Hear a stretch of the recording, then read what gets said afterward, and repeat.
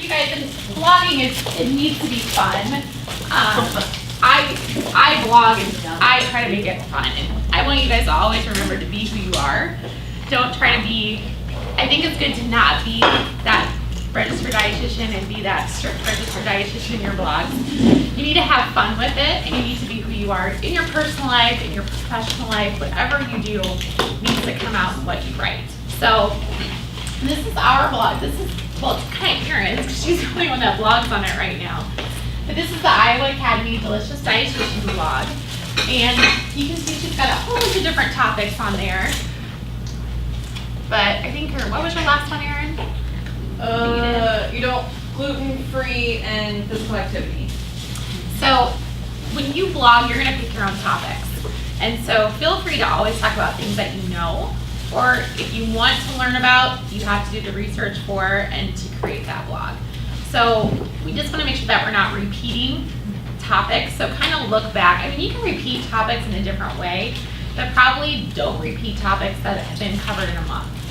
So if you want to readdress it, how the previous person did it, so it's really important that you guys are reading the blog and looking at the blog and staying up to date on the blog. We're going to blog once a week, so we're going to have a blog every week that someone's going to write. And it can be short, it can be sweet, it can be long, whatever it takes for you to get your message across. So yeah, it's kind of like thinking about when you're doing your 3-minute segment, what's the key thing that you want to get across in your blog? What's the key message that you want to get across? And if it takes you 600 words, that's fine, as long as you're sticking to that key message. Or you can do it with pictures, or you can do it with a video. So there's lots of different ways that you can do it. You don't have to just write. So Erin does put, she puts different kind of images in her. Bulleted information is always great. I'm a bulleted information reader. I like to look at just little tidbits. The shorter really your little sections are, the more people are going to probably read it. So that's a good thing. She also highlights kind of those keywords that she's trying to get across as well. So gluten is obviously the name, in that title. So she's highlighting that as well. So you can see that her article in this one was not super long. And it's going to kind of do 1 or 2 sentence paragraphs. That's really important to also keep that reader invested in reading it. So when you start with your blog, always going to start with a working title and your topic. So probably the title that you start out with is not going to be the title you end up with. So just kind of generally put that title in there and kind of focus on that topic. And remember who your audience is. So we're talking to not dietitians. We're talking to people in the public. So please remember that, because I know that I'm a science girl too, and I'll start rattling off stuff, and I have to remember that most people have no idea what I'm talking about. So don't use abbreviations, things that maybe that you use. If you're in a clinical dietitian setting, you use lots of different, abbreviations. And I tend to do that too. So remember that those individuals reading that are not going to know what you're talking about. So basically, kind of think of it as if you had your mom read it, would she understand it when you wrote it to her? So when you do kind of write your introduction, you want to make sure that it's kind of captivating. Like you want them to totally get caught up by that first introduction. So I liked this blog because I thought it was really funny how this is what he titled it. How do you win your wife back? Fight the evil twin. And he started it out with a picture. My wife has an evil twin who hates her. And so that first line is, I'm battling the most evil, and excuse me for saying this bitch, for my wife's well-being. I'll refer to it as the evil twin. So obviously that captivates you. That's like, oh, I gotta read this now. So when you think of that first opening line or picture, what's gonna draw them in? What's gonna make them wanna read that? And so this totally caught me. I just kind of passed over it and I was like, oh my gosh, I looked through other blogs through his site, and this is the one that caught my eye. So that's what you have to think of. And I like to use images. Images are a great way to get someone pulled in. People love pictures and people love videos. So that's kind of where obviously if you've been on Facebook, you know how many videos are out there and how many pictures are out there. So that's another great way to start your blog out as well. Organize your content is kind of your next step. And when I think of content, I think, again, thinking pictures and just exactly giving them exactly what the reader wants in a short amount of time. So this blogger, she's teaching eyeliners, the soft wing eyeliner. So she does 3 pictures of how she does it, and then she writes 1 paragraph explaining it. So again, it doesn't have to be anything that's brain surgery, and it doesn't have to be 2 pages long, but I'm gonna read that because it's short and sweet. If I wanted to do that, which I don't, but that's just the point that if someone's looking on how to do this particular eyeliner, that's gonna captivate them. They're gonna like it. It's short and sweet, to the point. So that's another way to kind of organize your content. Also, organizing your content based on, what key messages that you want to get across, and try to limit it to at least 2 to 3 key messages, and don't go over that. So that the article will get a little bit lengthy, and then the people are going to stop reading after like the 2nd or 3rd paragraph. So if you can keep pictures in throughout it, that also helps too. And I'll show you, this is one that I do with my chef. So our chef makes amazing food. So when she does her recipes, she shows a finished product, and then she shows in between her lines, she shows how she did it.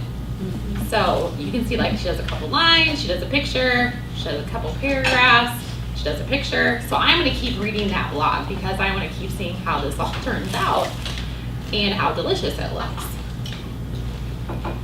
And you don't need a fancy camera, your cell phones work great. I again like to do catchy titles with my content, but you can go through again and keeping those little short and sweet kind of paragraphs in between those pictures or those images is a great way to keep that reader interested. So once you kind of have an idea of what kind of layout you're going to do, is it going to be more of an informational article like Erin did with the gluten-free? And you're just going to use a couple images?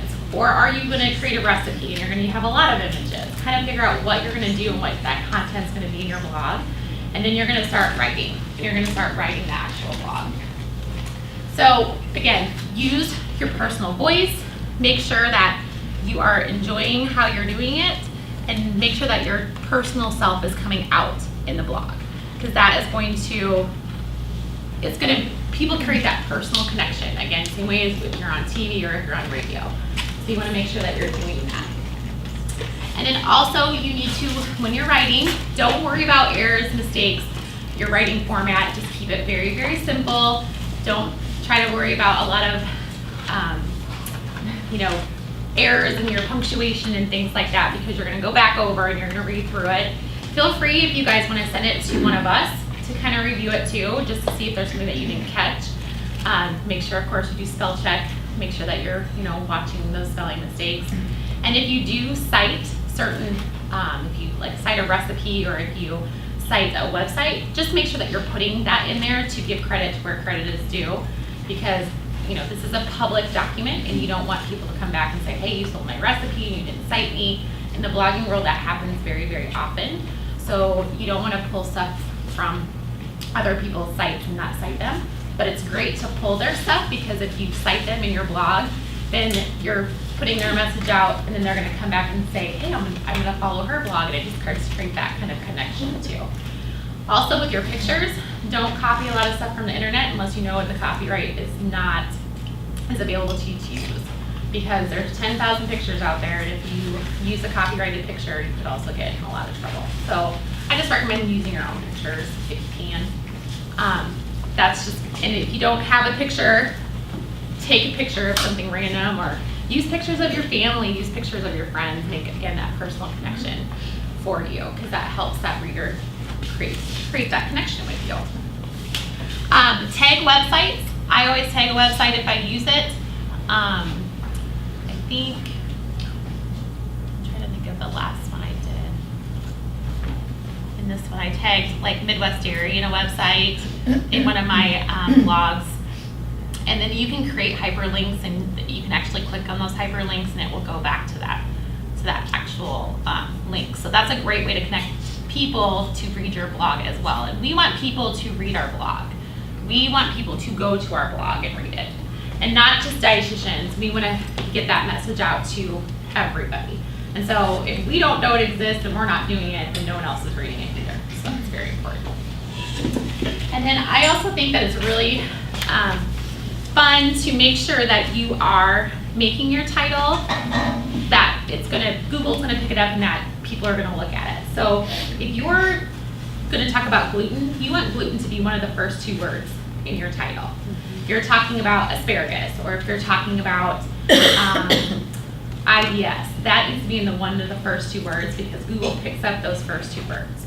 And so if someone's gonna search IBS, yours is eventually gonna pop up at some point, but if a lot of people are searching it and reading it, then it's gonna be close to the top. So make sure that you are choosing words that are the main point of your blog, so then Google will pick it up. And then also you wanna make sure that you're sharing it on all of your social media. So you need a copy, if you are doing our blog, and for everybody else, I always retweet when Erin posts, I always put it on my Facebook. Even, I know that maybe your family and friends don't care about it, but they might pass it on to someone else or it might get shared. So the more people that view it, the more that we're gonna show up as Google as a good blog to read, and people are gonna start following us more and we're gonna get followers.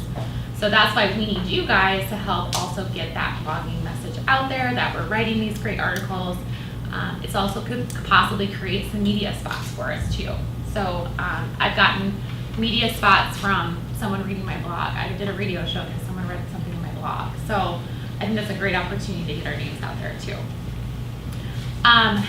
If you guys don't know, the Iowa Academy does have a Twitter handle. We have a Facebook handle. If you do have those, start following us, start retweeting things that you think are interesting, putting them on Facebook. And do any of you have your own blog that you do? No? Okay. You don't have to. It's a lot of work.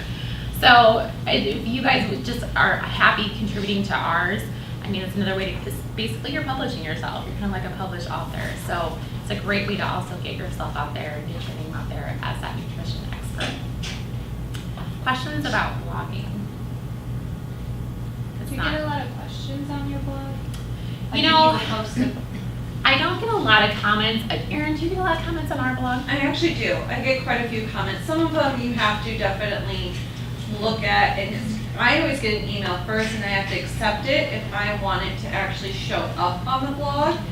And some comments are like computer generated. Some of them you're like, who did this? It's just very random. But then a lot of them will be like, this is really interesting. I never thought about this. I'm definitely going to follow your blog now.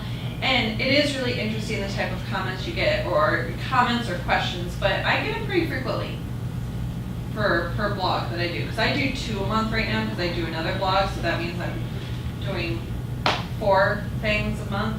So, but And yeah. it's good to engage people. It I don't is. know for our format though, if you would be the one monitoring those comments, because am. yeah. So once you guys blog, Erin will be the one monitoring your comments.